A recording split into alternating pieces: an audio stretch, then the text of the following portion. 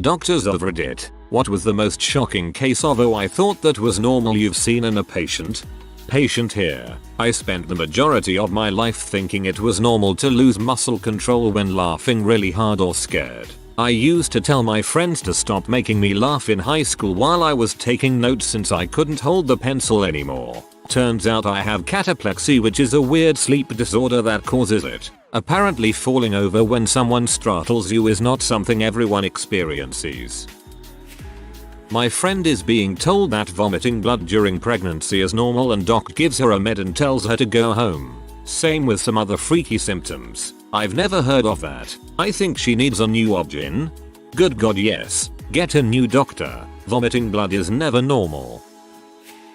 Not a doctor, but I went to visit a friend of mine whom I hadn't seen in over a year. 6 feet 4 inches buff dude who ran 10 miles a day had dropped to 135 pounds and I dragged him into the hospital after he said he was having trouble with keeping food in his system for very long and thought it was normal because he'd always had some digestive issues. Ulcerative colitis, lost a massive chunk of his gut, was on IV nutrition for months, and had to be very carefully monitored because he also ended up with a nasty case of refeeding syndrome. Dentist here. Did scaling of a patient and these huge chunks of calculus came out, and this patient proceeded to say that a dentist from the endodontics department referred him here for scaling that he didn't need. I showed him the chunks of calculus and this patient replies with, "Oh, I thought this stuff was there to strengthen my teeth." My older sister had a tick in her leg for 4 months. I noticed it at one point because she had drawn doodles around it with a pen. She was an adult at the time. These stories are actually a dime a dozen. It's kind of baffling. Admitted a guy last week who came to the ED with chief complaint of some right-sided numbness for last few days, presumably had a stroke. Turns out he also had a rapidly progressing gangrenous infection of his scrotum, thighs, perirectal areas which required emergency surgery. He wouldn't have even sought out medical attention if it wasn't for his stroke. Also had a patient not even mention that he had been paralyzed from the waist down for the last week, which was new for him. Never even mentioned it. Did complain about his nausea though. As a patient, some of these are on me, some are on the medical professionals, but pretty understandable. Some both. Went in for ongoing issues with generally feeling unwell. Doc said I probably had pneumonia, and when I asked about my toe hurting he said, "Probably just broken. Nothing we can do." Next morning my leg was 3x its normal size and I went into septic shock and had a seizure. They never figured out the pathogen, but I had cellulitis in my leg. In spite of being in the hospital a week, I still had no idea anything serious had happened. Never heard of sepsis except regarding menstruation, until a doctor came in, looked at my leg and said, "I don't think we'll have to amputate anything." Afterwards, learning the drugs they gave me, I realized I had come pretty close to dying. Another time I started hallucinating while totally sober and in fine health. I thought it was a little funny but no big deal. Once it stopped I was sort of on the fence on whether to do anything, so I called my parents' doctor's office and spoke to the nurse. She said I should probably go in just to be safe. I really didn't want to deal with the costs. She asked if I had anything else wrong. I kinda laughed and said, "Nah, I mean I woke up with a sore neck, but that's life." She told me to go immediately to the ER. I had a stroke. One other time I got food poisoning. I'd never had serious food poisoning before, but my boss who I was at a conference with had. After clearing myself completely in a very short period of time, I told her I would probably miss the next day. She asked if I needed anything. I said, "No number. I'm just trying to drink water but I can't keep it down. I've put all my pillows on the bathroom floor so I can stay close to the toilet." She brought me ginger tea and asked if they could take me to the hospital. I declined and tried the tea, which also came back up. I was still heaving and got to the point I could hardly get up, so I let her and a co-worker drive me to the hospital, but I felt so stupid. Who goes to the ER for food poisoning? They stabilized me in the ER after a few hours and ran some tests. They told me then I could go home if I wanted, or stay the night in the hospital if I preferred. If you can't tell, I'm really the sort to not worry about health and assume things will be fine. But some instinct told me to stay. I felt like crap when they wheeled me over to the hospital and I told them that. Next thing I remember, I was on a hospital bed surrounded by med staff. I had a seizure. Fremulan. As a patient, I've always had headaches, almost daily. About 10 years ago, I started seeing weird auras that would take up my whole vision, and then get a terrible headache that made me want to die. Maybe once a year that would happen. About 3 years ago, we got really good insurance. Then I got several auras right in a row, and I start to worry it's a detached retina or something. So I go and see an ophthalmologist, who dilated my eyes and looked around. He suggested I see a neurologist, and maybe they'll do an MRI. Meanwhile, I had a stomachache that lasted a few days. Very odd for me, since I don't really get them. But it woke me up in the middle of the night one day, and I had another aura visual, but no headache. Saw the neurologist a week later, and boy did he like talking about how fat I was. I had 3 kids in their years. I'm squishy, not morbidly obese with little motion. Deal with it. They were able to get me in for the MRI that day, and despite being claustrophobic, it wasn't terrible. I walked out to the parking lot, and they called me and asked me to come back in. When I got in, she told me I'd had a stroke, and they needed to admit me to the ER. The office was at the hospital already, so she literally just walked me through like 2 doors, and I didn't even have to wait in the lobby. Spent 3 days being poked and prodded. I never really saw the big deal. It was just a stomachache and dancing lights. I'm doing a lot better now. I'm a receptionist in a GP practice, and we had a patient come in with breast pain. After examination, it was revealed the whole breast was cancerous. She'd hidden it from her husband and had dealt with the pain for 2 whole years because she was embarrassed. It was really sad and made the whole practice cry. I was the patient. I thought it was normal to have a heart rate range of 90-130 BPM. My whole life it's been that way, and none of my doctors had raised any red flags over it. One had me track my heart rate for a week, but nothing came of it. I knew the average was much lower than mine, but I thought that's just how my body worked. I am 23 years old and had a heart attack last month. Just got home from the ordeal yesterday. I was the patient. For years, I thought it was normal to get a UTI every once in a while. Every few years, I'd see blood in my urine. Go to a doctor, different doctors every time thanks to moving around a lot. Have the doctor say, "That's really weird. Guys don't get UTIs very often." Then shrug and give antibiotics. After a few days, it would always go away. Then last November I had the same thing happen, but with way more blood. Went to the urgent care, who immediately told me to go to the ER. Was admitted as soon as I got there, and 2 weeks later I was released, carrying with me a diagnosis for a kidney disease. It turns out that blood appeared every time the filters in my kidneys suffered severe damage. A very seriously heart problem. Exact cause I don't know. I work outpatient and we transferred to hospital, and I never heard about the follow-up. That would be someone else's job. That caused the patient to pass out frequently, sometimes daily, and be extremely winded up a single flight of stairs. Apparently just thought they were overweight and that it was normal. We had to explain that passing out for zero reason is not normal, that you should tell your doctor about it. The problem itself was sort of off and on. I mean, the cause obviously would always be there, but the symptoms came and went, so we didn't even know initially either, because our initial vitals all looked good. Then second set was very not good and none of the meds we had helped, so we ended up sending to hospital. Heart rate was extremely high and pretty sustained period of time, like 45-60 minutes with us. Not sure how long continued, so this patient was passing out because of a lack of oxygen. Heart was beating too fast to properly circulate and oxygenate blood. Apparently had been a problem as long as they could remember, so it was their normal. Never once came up to doctor. The worst part to me is that this had been happening since at least a teen, if not younger, so their parents never brought them to doc or mentioned while there.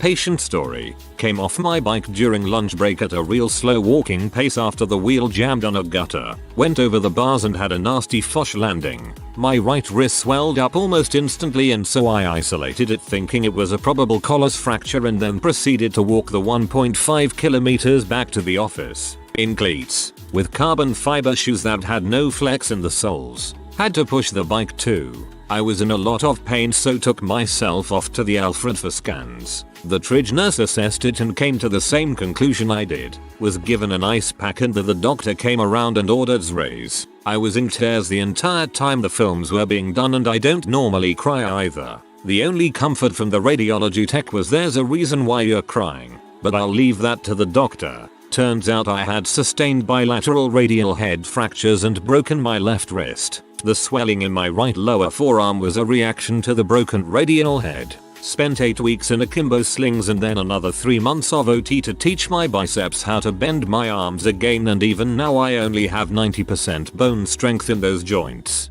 Click like M2 when doing chest presses and it hurts like a bee in the cold. Second time was self-diagnosed appendicitis. Had RLQ pain throughout the day, then felt really poorly by the evening. My brother took me down to the ED and the docs there came to the same conclusion. Had it out the next day. My brother thought I was hamming it up and went off to my parents' house for dinner after dropping me off with the protestation of if it turns out to be nothing, you can catch the train home. He came back later that night to be told I was actually spot on with the diagnosis. Boy did he feel crap after that. I was the patient. I have had serious pain when walking for as long as I can remember. I never spoke about it until one day in gym class at school when I was like 8 and was in so much pain I was crying. Turns out I have hydrocephalus. Not a doctor, but a former carer. My father felt a loud pop as I was helping him out of bed. This wasn't unusual and my father thought he just pulled something. However, the pain didn't subside for weeks. I dragged him to the GP and then to the hospital for a scan. The pop turned out to be the back of his rib totally separating as the bone was mostly powder. Lung cancer from smoking as a young adult had grown through the back of his lung and into his ribs and spine. He was in palliative care from then on. At least he got to say goodbye to his cat Tilly. I brought her into the hospital and he let her loaf on his chest with her bum in his face for one last time. Patient here. My pregnancy was really painful. I was the only woman in my family besides my mother, and she never got sick at all while pregnant. I thought it was normal that I couldn't stand straight or go farther than 10 feet from the bathroom, or that I spent days in the bathroom floor unable to keep anything down to the point where I would lose track of days. My fiance finally begged me to go to the ER because of all the pain I had. Turned out I had an acute UTI that was ready to spread to my kidneys. They told me if I waited any longer, I would have miscarried. The thought definitely makes me hold my baby tighter. Anesthesiologist in pain management here. I once had a self-referred patient come in for his first consult. The gentleman was clearly in a full-blown episode of acute pancreatitis and was close to stroking out. I had staff call EMS. Myself and nurses initiated emergency protocols. After getting him somewhat stabilized and pain nausea under control, I asked him why in the heck he hadn't gone to the ER. He said, "Oh, I've had these episodes before and thought it was normal, SMH. My best friend was a patient. She was being diagnosed with hernia and was set to have a surgery a year later or so. Because it wasn't that bad to have an emergency surgery, eventually decided to go to her home country because she felt she was mistreated. She was scheduled to have a pre-surgery checkup and have the surgery 2 weeks later. Well, when she went for the checkup, she got taken to the table without sleeping anesthesia and she was operated there and then. While she could see what's happening, she had some local one. Turned out she had a birth defect that ended up causing a massive cyst to grow. She was in a great danger. She had trouble walking and had to take a flight back the day after. She is doing much better now, but she is diagnosed to have another one on the other side. Coronavirus made it really hard to get another surgery done. My freshman year of college I had a really bad sore throat for a few days. I thought nothing of it and just took a crap ton of Tylenol until it went away. About a month later I noticed the joints in my fingers were extremely sore and I could barely make a fist. Next it was my wrists, elbows, knees, ankles, etc. It reached all my joints and muscles. It even hurt to lift my eyebrows or touch my scalp. I couldn't roll over in bed. I literally just lied in bed for days and cried. Finally my mom, who lived about 4 hours away, came and took me to the doctor, and he diagnosed me with something called post-streptococcal arthritis. Turns out I had strep throat a month prior, and because I didn't treat it with antibiotics, it spread through my body and caused arthritis in literally all of my joints. He prescribed a steroid and painkillers and said good luck. Man, I've had a lot of medical problems in my life, but this one was the worst by far. It took another 3 months for me to start feeling normal again and a full year to be completely back to normal. Now I catch strep throat extremely easily and I get it at least 4-5 times a year. If I don't get it treated within 2 days, the arthritis flares back up again. One night, when I was 16, I had a very sharp pain in my right side. I tossed and turned for a couple hours before getting up and knocking on my mom's bedroom door. A forbidden action. My mother swung the door open and snapped at me, "What did I want?" And when I explained my pain, she told me it was heartburn, to drink some milk and go back to bed. I drank the milk, tossed around my bed for a few more hours, and finally passed out from exhaustion. Next day, I felt fine. A couple months later, the pain was back and I again woke my mother. Same response. I eventually passed out from exhaustion again. The next time I felt the pain, I didn't bother going to my mother and just rode it out. This continued until I was 18. My parents were out of town one weekend and the pain came back worse than ever before, waking me from a dead sleep. After hours and hours of utter agony, hurting to move, hurting to lay still, I broke down and called my mother, leaving her a voicemail that I thought I was dying. I finally passed out as the sun began to rise. I was woken by my uncle banging on the front door and he took me to the doctor, who referred me to an ultrasound office, who had referred me to a surgeon. While I saw the first two the same day, the surgeon didn't have an availability until the end of the week. Didn't think anything of it as, once again, the pain was now gone. Mum begrudgingly takes me to the surgeon appointment, but I'm pretty sure she thought I was faking it since I'd been completely fine all week. I remember sitting in the office with the surgeon, just chatting while we waited for the nurse to bring him my ultrasound file. I'll never forget when she handed it to him. He opened the folder and the smile immediately fell from his face. "Surgeon, did they give you any pain meds when you went to the doctor?" Me, "No, just some antibiotics." Why? S. To nurse, "Nancy, call my 2 o'clock and tell them we have to reschedule as I'll be in emergency surgery." To me, "You should have been sent to me last week. I'll meet you in the air." So yeah, my gallbladder had apparently been filled with stones since I was 16 and making more still for the last 2 years. The surgeon said he'd never seen anything like it, and my mother told me she overheard some nurses' questions how I was still walking. I guess mother didn't think that her mother having her gallbladder out at 16 and herself having it out at 18 was worth considering when I first woke her with pains in my side. I thought I just had heartburn. Doctor here. In med school I found a snack wrapper buried in the rolls of a really fat patient. This triggered endless stories from the experienced folks. My friend is a nurse and one time a group of us were eating lunch and she decided to tell the story of how she was sponging off a really fat lady, and when she lifted a roll a whole bunch of cockroaches crawled out and you could see where they were, eating her skin. Not a doc, a nurse. Patient tells me it's completely normal for people to stop breathing for a bit when they've taken recreational drugs and that we completely overreacted when we resuscitated them, intubated them, put them on a ventilator for a few days and notified their next of kin to come in because we were concerned about brain damage. According to them, just because they stopped breathing didn't mean they were going to die. This happened last month or so. I had been having this problem for about 2 months. I'd feel some pain or pressure in my chest, specifically in my left lung. If I'd get or bounced a bit or try to take a deep breath, I would normally need to burp, which made the pain disappear, so I thought that I had just swallowed some air or something had gone down the wrong pipe or whatever. Thought it was no big deal. Over time it got worse and worse. I would burp more, pain more frequently. Once or twice per week I would have a splitting pain which made me unable to turn on my left side until it was worse than ever. I couldn't sleep at all and was just tossing and turning. It was a total of 23 hours from when the pain first started and when I notified my mom I might have to go to the ER. Turns out I had a collapsed lung, not partially deflated, completely collapsed bad enough so it was pressing up against my heart and disrupting its rhythm.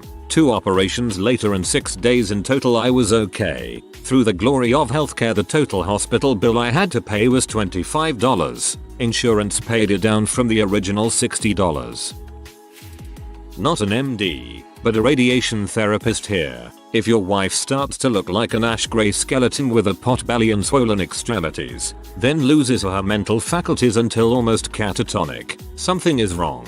Don't wait several months. Ovarian tumors the size of slightly underinflated volleyballs, stuffed into her lower abdomen. The CT was textbook worthy. This is the first AskReddit post I have read every comment on. Honestly, such an interesting topic. If I wasn't broke, I would give you an award. Not a doctor, but I know my friend had always suffered from abdominal pain ever since he was a small child and was just used to it. One day when he was at the doctor, chest pain came into the conversation because of something completely unrelated, and he found out he had a bifid rib, essentially where a rib splits into two. Afterwards, when he was talking to us, he was like, guys, is it not normal to just have chest pain? Luckily it's nothing lethal.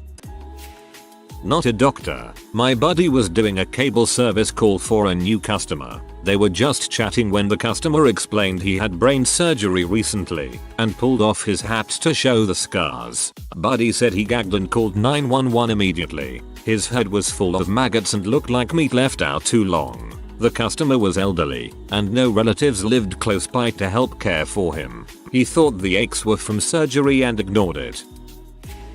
Not the doc, but the patient. Someone gifted me a free set of adjustments with a chiropractor. I had always been skeptical, but decided to try it out since it was paid for. After the first adjustment, I told the doctor I didn't even realize my back was hurting. I just thought that's what it felt like after a certain age. Turns out constant throbbing back pain is not normal. Glad to be proven wrong, because it means I can do something about it. It was the first time I haven't had consistent back pain since I was 14. Sports messed my body up from a young age. I thought it was just part of puberty. He erased more than a decade's worth of pain in under 10 minutes. Not a doctor, but I have what's called Haglund's deformities in both my feet. Essentially, a bone is growing from the back of my heel through my Achilles tendon. Every time I would run, walk even, it would rip and tear a bit more and form scar tissue, called a bursa. Now I would only feel the pain after I had finished running, and the only time I was running was when I was playing rugby, so afterwards your whole body tends to hurt. Essentially, I had this for close to 20 years and there is a giant lump that protrudes from the back of my heel. I always thought this was normal as I never really looked at anyone else's feet in great detail. When I tore all the ligaments in my knee, the doctor saw the lumps and told me the only way to get rid of them would be cut through my Achilles, grind the bone away and reattach my Achilles. As I would have to learn to walk again, I essentially chose to just stop running. Patient here. I used to get periods so bad I would get dizzy and black out regularly. Father told me that all periods are bad. OB-GYN told me I just didn't have a high pain threshold. 2 years later, my sister has the same symptoms and my mom gets very concerned because that's not normal. I just kinda said it's been happening to me for years. And my mother, sister, and I went to a different doc. Guess who has endometriosis? My mom is an RN and was just telling us about this lady she met while working in the emergency room a few years ago. This lady was morbidly overweight, diabetic and was bedbound. She called 911 because she was worried about a smell coming from her bottom half. Again, she was morbidly obese and could not bend over far enough to see what was going on. Guess she gets seen by a doctor who checks her feet out, which were described as black as a chalkboard and almost completely dead, which was going to result in her losing her feet. When the doctor asked why she didn't have anyone checking in on her, she said that her kids came by once a week to bring her food, but she thought that tingling diabetic pain was normal. Feel bad for her. I remember saying once in college that if my hands hurt this much now, I'm gonna kill myself when I develop arthritis. Turns out, I already had it. I was recently diagnosed with rheumatoid arthritis and hypermobility. The hypermobility is not as severe as EDS, but it's notable. Just this year, I've dislocated a couple fingers, my wrist a few times, and both kneecaps. One was a full dislocation that had me on crutches for a few weeks and constantly subluxed. My doctor thinks the inflammation is new, but that I've been dislocating joints for years. I genuinely thought everyone was in as much constant pain as I was, and that they just managed it better and coped more efficiently. My eyesight deteriorated over a year and a half until my mom got mad at me for being difficult about my homework and I told her it was too blurry. Sad thing is, I was just entering puberty and getting acne, and that year I was the most confident in my appearance out of all my teenage years. I thought everyone couldn't see my acne unless they were 6 inches or less away. Not sure it fits here. I have a ridiculously high pain tolerance. Joke goes that I might lose a couple of limbs and it will take me a while to notice. I had some minor pain around my lower stomach and back. I didn't think of it much. I assumed it was some minor GI issues. Took paracetamol and didn't pay it much thought. This went for several days. Later that week, I suddenly started feeling seriously ill. Cold sweat, chills, fainting. Thought I might have somehow messed up the medications or something. In the end, it took just a couple of tests to figure out I had a severe kidney infection. And considering the severity, it had been going on for at least a month. I only felt minor discomfort for the few last days of it. Patient here. Stepped on a nail at 6 AM. Pulled my foot off the nail and went to school. Walked around all day in flip-flops. Sister made me go to the ER in the afternoon. Foot was all swelled up. Doc said that if I had just gone home like I wanted I would have died in my sleep from the infection. Spent 10 days in the hospital getting IV antibiotics every 4 hours. 5 days of that there were serious conversations about amputation. I'm the patient. Last October, after a wild night, I fell into some bushes by the side of the road. Lack of sobriety definitely a cause, though I wonder if I'd been pushed. Anyway, that wouldn't be so bad except for some reason. The sidewalk I'd been on was elevated by about 1-2 meters from the base of the bushes, and there was a concrete patch. Later I discovered it to be a manhole, right where I landed on my right shoulder. I got up, checked that I had full hand and finger mobility, and I could bend my elbows. I couldn't lift my arm above my head without some pain, but I figured I should be fine. Cleaned myself up, got home and went on with life as normal. The next 2 days it was a bit rough trying to lift my right arm, but after that it was more or less okay. I dismissed it as a muscle strain. 10 days later I pick up and carry my daughter and there's a searing pain at the shoulder where I had fallen. It still wasn't so bad, but since it hadn't gone away after 10 days, I should probably get an x-ray done. I had actually gone to see a doctor who asked me to get one done, but it slipped my mind. So fast forward to the x-ray scan, which was a couple of days after me carrying my daughter, and 12 days after the incident. I hear the x-ray guy say, "Oh," after the first one. Then I hear a muted phone call between him and the doctor I had seen earlier that day, not the same one from first appointment. When I was dressed and came out, X-ray technician bro told me he couldn't believe I'd been walking around for 12 days without pain. My clavicle collarbone was broken.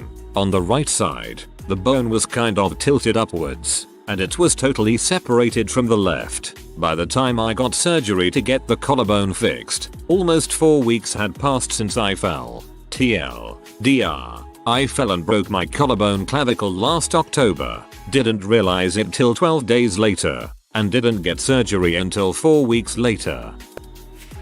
I have a reverse situation for you. During my training school for the military, while I would walk downstairs, sometimes pain would shoot down my legs, and they'd get kind of numb. One day, I was walking down the stairs, and lost all sensation in my legs, and just tumbled down the stairs. I naturally went to the hospital, and the military doctor told me it was a normal occurrence, and to be more careful.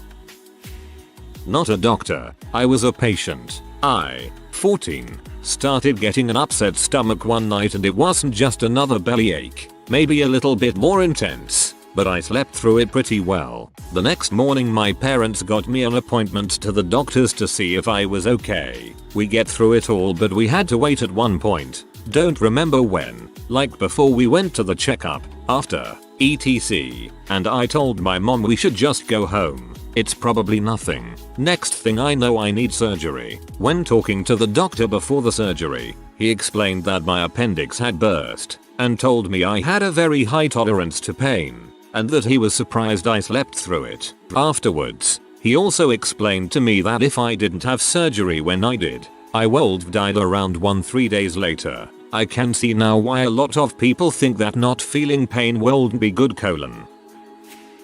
Patient. I was rushed to the OR after frequent blackouts, loss of time, and sudden onset fatigue. I worked a physical labor job and attended college after my shift, so I didn't think anything about the fatigue and the blackouts loss of time. I thought was just my brain giving me a fast forward through mind-numbing tasks. Typically I would have the blackouts while driving because my commute to work was about 45 minutes and my school was about an hour away from my work. I would get on the highway, blink, and I'm pulling into the parking lot with 45 minutes having passed in an instant. I told my girlfriend about this and she told me something was wrong, but being a dumb 19-year-old I thought my brain was giving me a fast forward through boring crap. It wasn't until I was at work stacking chairs when I had an empty cart, put a chair on it, turned around to pick up another chair, then turned back and the cart was full. When I saw the full cart, it was like someone hit me in the back of the head and I instantly felt like I hadn't slept in days. I ended up sitting down and one of my co-workers noticed I was white as a ghost. The guy in charge forced me to go to the hospital even through my insistence I was fine. Once I got to the hospital and got brain scanned done, it turned out I was having mild seizures caused by a lack of sleep. When I told the doctor about my commute blackouts, he looked like he nearly crap himself. He told me he has no idea how I didn't crash and the sudden fatigue was basically my body both recovering from seizures as well as realizing how tired I actually was. He basically told me to find a new job and get more sleep. If you are new to the channel, you can subscribe. I publish new videos every day. Until then, check another video.